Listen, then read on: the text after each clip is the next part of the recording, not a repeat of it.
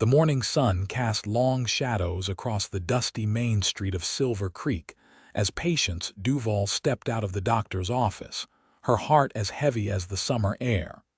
The physician's words still rang in her ears. "I'm sorry, Miss Duvall, but you'll never bear children."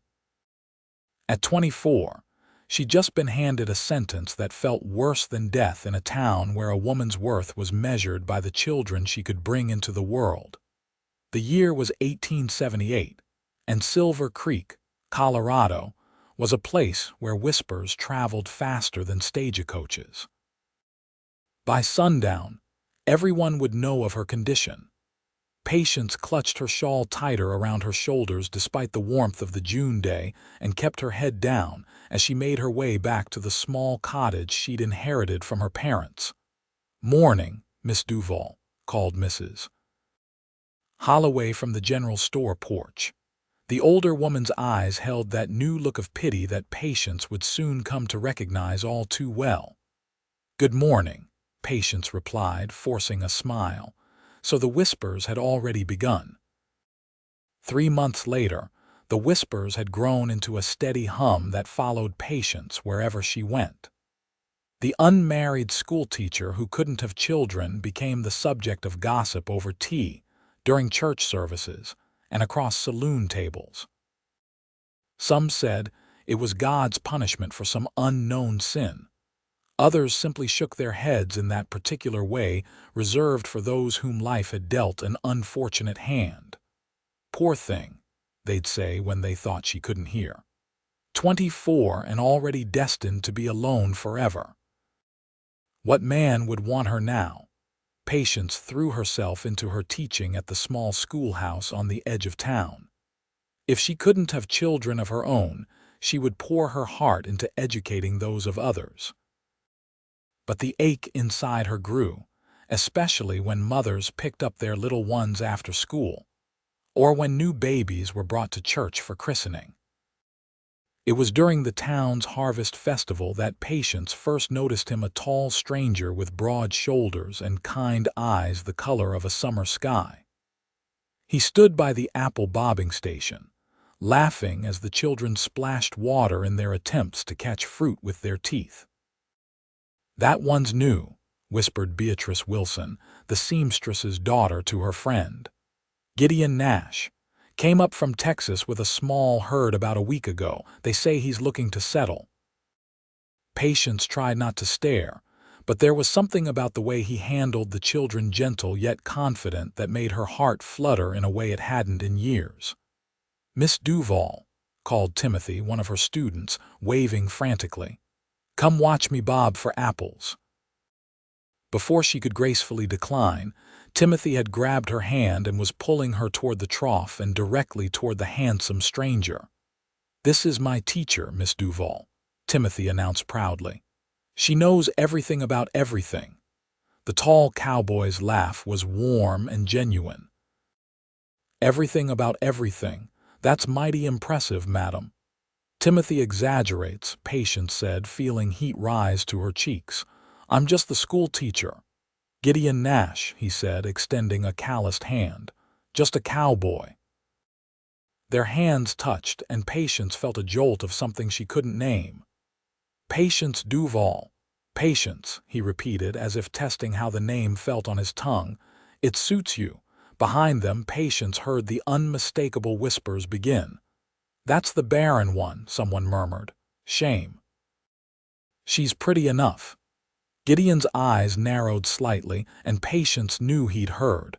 Mortification washed over her, and she pulled her hand away. "I should check on the other children," she said quickly, retreating before he could respond. She spent the rest of the festival avoiding the handsome cowboy, even as she felt his eyes following her.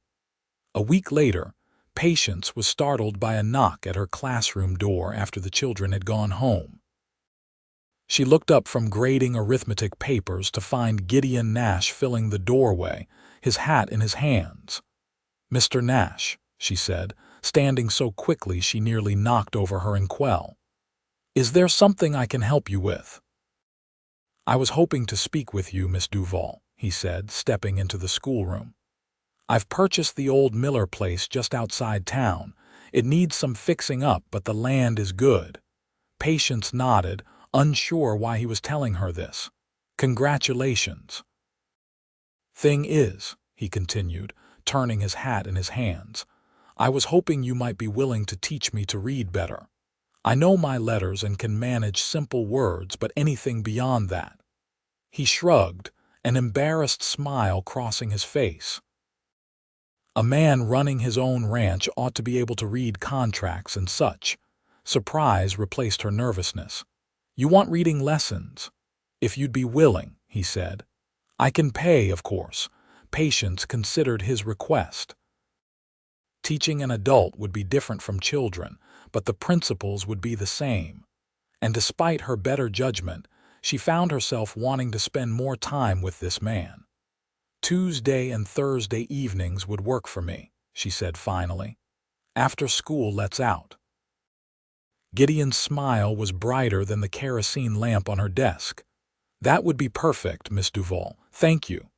As he turned to leave, he paused at the door. "Miss Duvall?" "Yes, Mr. Nash. People talk a lot in small towns," he said, his voice gentle. "But I've found that most folks don't know half as much as they think they do." With that, he was gone, leaving Patience to wonder if she'd just made a terrible mistake or taken the first step toward something wonderful. Their lessons began the following week. Gideon proved to be a quick study, determined and intelligent. He absorbed new words like parched earth soaking up rain, and Patience found herself looking forward to their sessions with an eagerness that both thrilled and frightened her. "You're doing wonderfully," she told him after a month of lessons, when he'd successfully read an entire page from a simple novel without assistance. "Got a good teacher," he replied, his eyes meeting hers across the desk. The schoolroom suddenly felt too small, too warm. Patience cleared her throat. "Why did you wait so long to improve your reading?" Gideon leaned back in the child-sized chair that barely contained his frame. "Never stayed in one place long enough, I suppose. Been riding the range since I was 16. Lost my folks young, and school wasn't a priority when you're trying to eat." "I'm sorry about your parents," Patience said softly. "Been on my own a long time," he said with a shrug that didn't quite disguise the old pain. "But I'm tired of moving. Want to put down roots."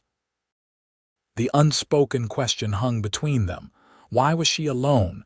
Patience knew it was coming, steeled herself for it. "Miss Duvall, Patience," Gideon began, his voice low. "Those things people say about you are true," she cut him off, standing abruptly. "I cannot have children, Mr. Nash." The doctor confirmed it. "So if you're looking to start a family, I suggest you look elsewhere for companionship." Gideon stood too, towering over her in the small classroom. "Did I ask you about children?" "You will," she said bitterly. "Everyone does. It's what men want sons to carry on their name, daughters to dote on. I can give you neither." "You don't know what I want," he said quietly. "I know what this town thinks a woman is good for," she retorted. "I'm not this town," Gideon said, taking a step closer. "And with all due respect, Miss Duvall, you don't know a damn thing about what I want or don't want." Before she could respond, he'd gathered his books, donned his hat, and strode out the door, leaving Patience trembling with emotions she couldn't name. Gideon didn't come for his lesson that Thursday or the following Tuesday. Patience told herself it was for the best, even as she found herself watching the door each evening, hoping to see his tall frame fill the entrance. The first snow of winter had just dusted Silver Creek, when trouble rode into town in the form of 3 rough men who took up residence in the saloon, and quickly earned a reputation for mean drunkenness. Patience kept her students close to the schoolhouse during recess, not liking the way the strangers watched the town with predatory eyes. It was near dusk on a Friday when Patience left the schoolhouse, arms laden with books and papers. The streets were mostly empty as people hurried home before dark, and she quickened her pace, an uneasy feeling prickling at the back of her neck. "Well, look here," came a slurred voice from the alley between the blacksmith's and the general store. "It's the schoolmarm." Two of the strangers stepped out, blocking her path. The taller one, with a scar running down his cheek, grinned unpleasantly. "My friend and I were just saying how we ain't had the pleasure of meeting the local teacher." Patience clutched her books tighter. "Excuse me, gentlemen. I need to get home." "No rush," said the second man, moving to circle behind her. "Night's still young." Fear clawed at her throat as the men closed in. She opened her mouth to scream when a familiar voice cut through the gathering darkness. "The lady asked you to move." Gideon stood at the end of the street, his stance-wide hand hovering near the pistol at his hip. His eyes, usually so warm, had turned to ice. "This ain't your business, Cowboy," Scar said, though his confidence had visibly faltered. "Miss Duvall is very much my business," Gideon replied evenly. "And you boys are going to step aside and let her pass." Something in his voice, the quiet certainty of a man who had faced down worse, made the men hesitate. The second stranger made a move toward his gun, but Gideon's was already drawn. "I wouldn't," Gideon said softly. "I truly wouldn't." A tense moment passed before Scar spat on the ground. "Ain't worth it for some dried-up schoolmarm." He jerked his head at his companion, and they slunk back toward the saloon. Patience realized she'd been holding her breath only when Gideon reached her side, his face tight with concern. "Are you hurt?" She shook her head, unable to speak past the lump in her throat. "Come on," he said gently, taking her books with one hand and placing his other at the small of her back. "I'll see you home." They walked in silence, the only sound the crunch of snow beneath their boots. When they reached her cottage, Patience found her voice at last. "Thank you," she said, taking the books from him. "I don't know what would have happened if you hadn't come along." Gideon's jaw tightened. "I've been keeping an eye on those three since they rode in. Bad sort. Sheriff's talking about running them out of town." Patience nodded, then asked the question that had been burning in her mind. "Why did you stop coming for your lessons?" The cowboy looked down at his boots for a long moment. "Figured you didn't want me around after our disagreement." "I never said that," Patience said softly. Gideon looked up, and the vulnerability in his eyes took her breath away. "I missed you, Patience, more than I had any right to." The confession hung between them, fragile as a snowflake. Patience's heart pounded as she made a decision that would change everything. "Would you like to come in for coffee?" she asked, her voice steadier than she felt. "It's cold out here." Gideon's smile was slow and warm. "I'd like that very much." Inside her small home, with a fire crackling in the hearth and coffee brewing on the stove, Patience felt a curious sense of rightness having Gideon in her space. He moved with surprising grace for such a large man, careful not to disturb her neat arrangements. "Your home is lovely," he said, examining the shelf of books by the fireplace. "Just like I imagined." "You imagined my home?" Patience asked, bringing two steaming mugs to the table. Gideon accepted the coffee with a sheepish smile. "I've imagined a lot of things, Patience. Things I probably shouldn't have." The air between them changed, charged with possibility. Patience gathered her courage. "Like what?" "Like how it would feel to court you properly," he said, his eyes never leaving hers. "To bring you flowers and take you on Sunday drives. To kiss you good night on this very porch." Patience's breath caught. "Gideon, you know what they say about me." "I know what they say," he agreed, setting down his coffee, "and I don't give a damn. I care about who you are, the woman who stays late to help struggling students, who quotes poetry when she thinks no one's listening, who treats every person in this town with kindness even when they don't deserve it." He moved around the table until he was standing before her, close enough that she could smell the leather and pine scent of him. "The question isn't what I know about you, Patience. It's whether you'll give me the chance to know more." In answer, Patience rose on tiptoes and pressed her lips to his. The kiss was tentative at first, then deepened as Gideon's arms encircled her waist, drawing her against him. When they finally broke apart, both were breathless. "Is that a yes?" he asked, his voice rough. Patience nodded, unable to stop the smile that spread across her face. Yes. Winter melted into spring, and Silver Creek watched in fascination as the schoolteacher and the cowboy's courtship blossomed. There were still whispers, of course, but they changed in tone. Some said it wouldn't last once Gideon realized she couldn't give him children. Others suggested maybe he didn't know about her condition. But Gideon made it clear he knew exactly what he was doing.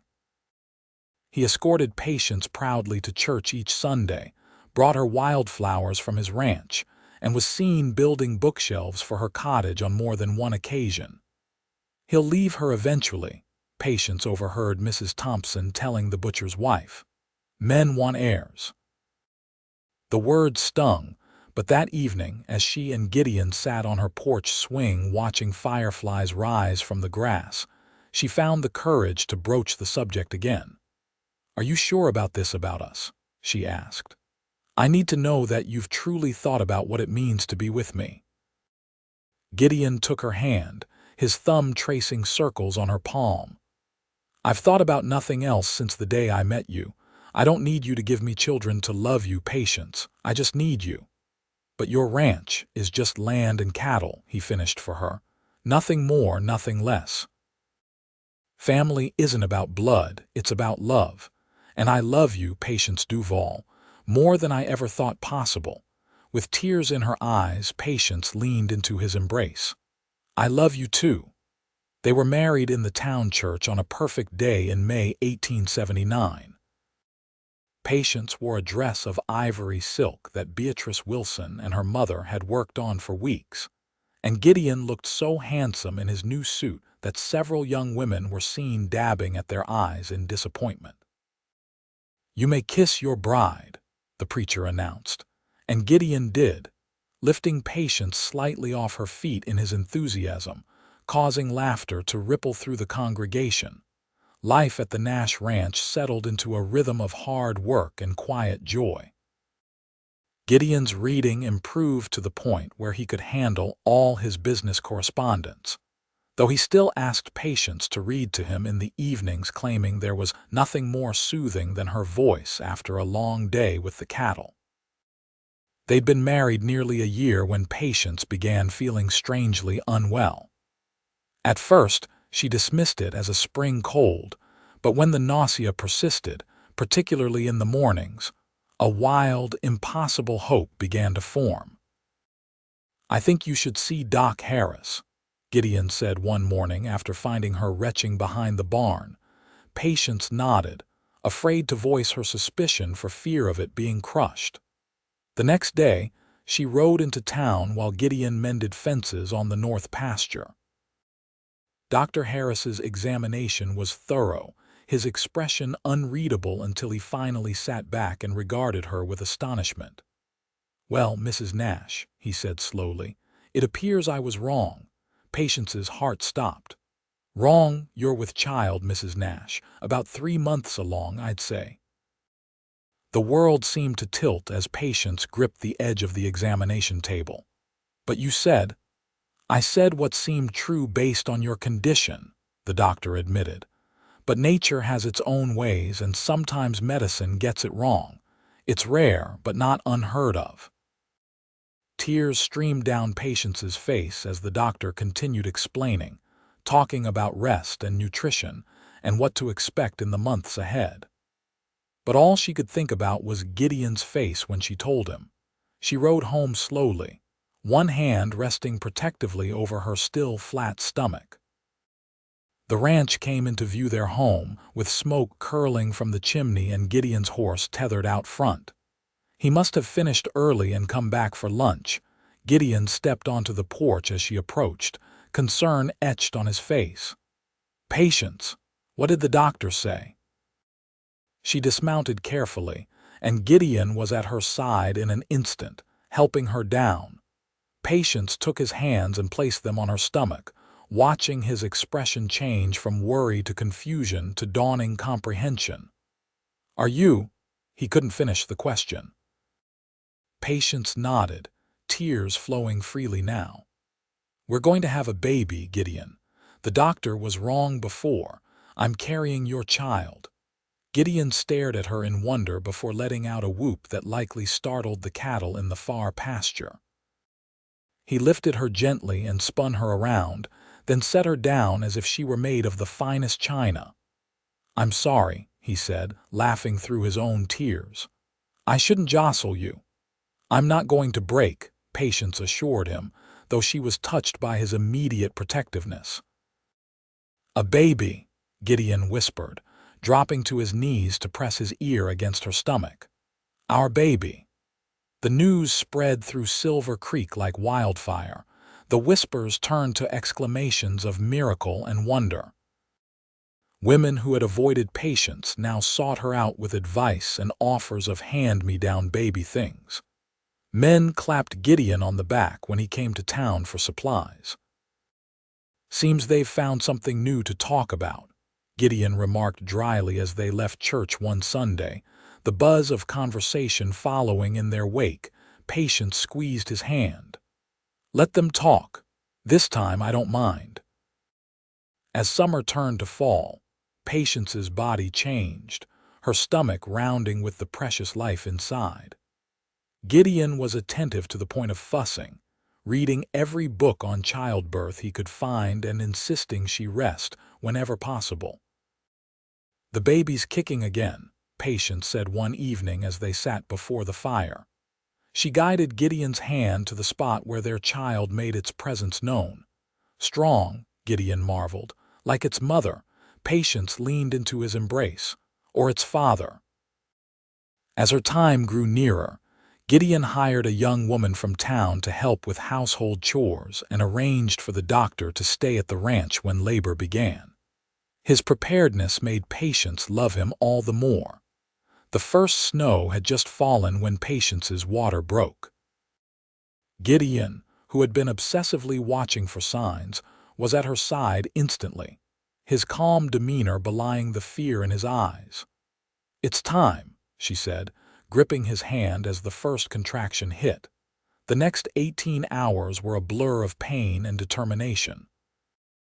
Patience fought through each contraction with Gideon at her side, refusing to let go of his hand even when the doctor suggested he wait outside as was customary. "He stays," Patience insisted through gritted teeth. "This is his child, too." Just as dawn broke over the snowy landscape, their daughter entered the world with a lusty cry that brought fresh tears to both parents' eyes. "She's perfect," Gideon whispered as the doctor placed the swaddled infant in Patience's arms. "Just like her mother." They named her Hope, a testament to what had brought them together and sustained them through doubt and whispers. As Patience nursed her daughter for the first time, she marveled at how her life had changed in less than 2 years. From a woman pitied and avoided to one whose cup overflowed with love. "Thank you," she murmured to Gideon, who hadn't taken his eyes off his wife and daughter since the birth.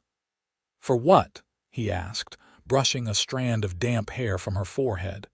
"For seeing me when everyone else only saw what I couldn't do," she replied. "For loving me enough to make me believe in miracles again." Gideon leaned down to kiss her tenderly. "Loving you isn't hard, Patience. It's the easiest, most natural thing I've ever done." 3 years later, the Nash family welcomed a son they named Samuel, followed by twin girls, Emma and Elizabeth, 2 years after that. The ranch prospered under Gideon's careful management, and Patience eventually returned to teaching, bringing her children with her to the schoolhouse. The whispers in Silver Creek changed completely over the years. Now, people spoke of the Nash family with admiration of their beautiful children, their thriving ranch, and most of all, of the love between Patience and Gideon that seemed to grow stronger with each passing year. On their 20th wedding anniversary, as they sat on the porch of their expanded home watching their children play in the yard, Gideon took Patience's hand, the same gentle gesture he'd made countless times over the years. "Do you ever think about how different our lives might have been if I hadn't come to Silver Creek?" he asked. Patience shook her head. "No. Somehow I think we would have found each other anyway. Some things are just meant to be." Gideon smiled and pulled her closer. "Like us." "Like us," she agreed, resting her head on his shoulder as the sun set on another day of the life they had built together, a life richer and fuller than either had dared to dream. And if anyone in Silver Creek still remembered the old whispers about the barren schoolteacher, they were long drowned out by the laughter of the Nash children and the story of a love that had defied all expectations.